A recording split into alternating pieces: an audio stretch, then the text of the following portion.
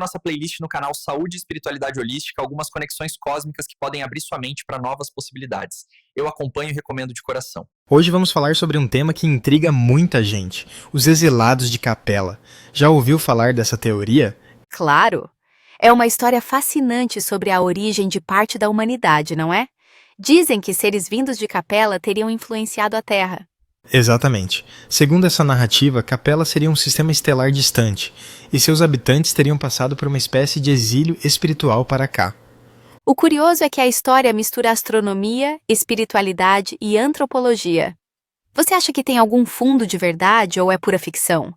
Eu vejo mais como um mito explicativo. Serve para tentar responder questões existenciais. Tipo, de onde viemos, por que somos como somos? Faz sentido.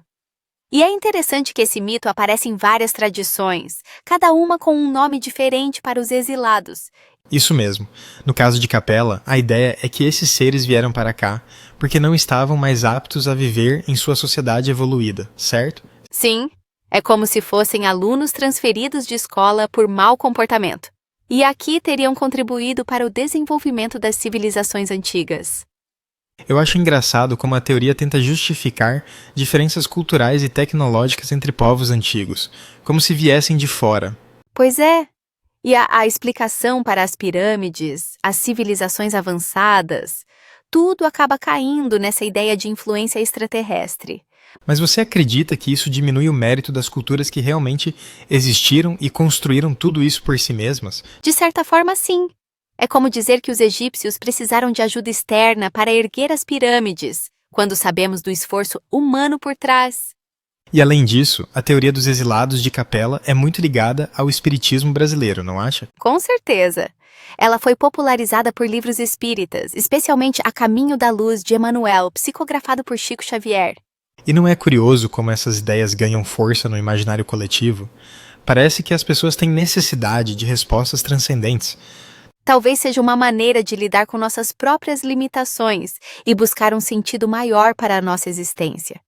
Voltando à questão dos exilados, você acha que essa narrativa influencia o modo como as pessoas veem a evolução humana? Influencia, sim. Para alguns, serve como explicação do salto evolutivo da humanidade, quase como um atalho espiritual. Eu fico pensando se isso não desestimula o autoconhecimento. Afinal, se tudo veio de fora, onde fica a responsabilidade individual e coletiva? Boa questão. Talvez seja mais confortável acreditar em causas externas do que encarar nossos próprios desafios internos. E ao mesmo tempo é um prato cheio para teorias conspiratórias, não acha? Totalmente. É só juntar a ideia de exilados com aliens, Atlântida, civilizações perdidas.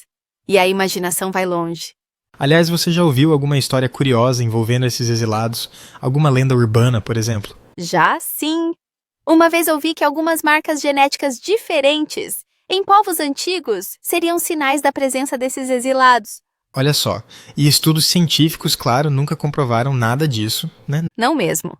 A ciência segue o caminho das evidências, enquanto essas narrativas ficam mais no campo do simbólico. Apesar disso, acho interessante como essas histórias inspiram arte, literatura, filmes e até debates filosóficos. Verdade. Servem como material para refletirmos sobre quem somos, de onde viemos e para onde vamos. Você acredita que, no fundo, todos nós somos exilados de algum lugar, nem que seja metaforicamente? Acho que sim. De certa forma, todos buscamos um lar, um sentido. E isso nos faz sentir deslocados de vez em quando. E é aí que entram os mitos, para preencher essas lacunas e nos trazer algum conforto. Concordo. É como aquele ditado: quem conta um conto aumenta um ponto. Os mitos vão se moldando conforme as necessidades das pessoas. No caso dos exilados de Capela, o mito também fala de regeneração, de evolução moral. Você acha que isso incentiva as pessoas a serem melhores? Para alguns, sim. Serve como um chamado para evoluir, aprender com os erros e buscar o aprimoramento espiritual. Por outro lado, tem quem use a ideia como justificativa para se sentir especial, diferente dos demais. Exato. E aí corre-se o risco de criar divisões, elitismos espirituais, o que vai na contramão da proposta de evolução. Aliás, a narrativa dos exilados de Capela costuma ser apresentada como um ciclo. Viemos para cá, aprendemos, evoluímos e depois seguimos para outros mundos. É uma visão de progresso contínuo. quase como se a Terra fosse uma escola cósmica, cheia de provas e oportunidades de crescimento. E isso dialoga com várias tradições religiosas e filosóficas, não só o espiritismo, o conceito de reencarnação, por exemplo. Exatamente. E mesmo para quem não acredita literalmente, esses mitos podem ser vistos como metáforas do processo humano de evolução.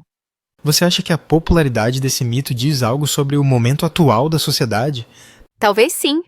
Em tempos de incerteza, se as pessoas buscam sentido em histórias que ampliam horizontes e oferecem esperança. E também há uma certa nostalgia de tempos dourados, como se o passado fosse mais evoluído, mais puro. Isso acontece bastante.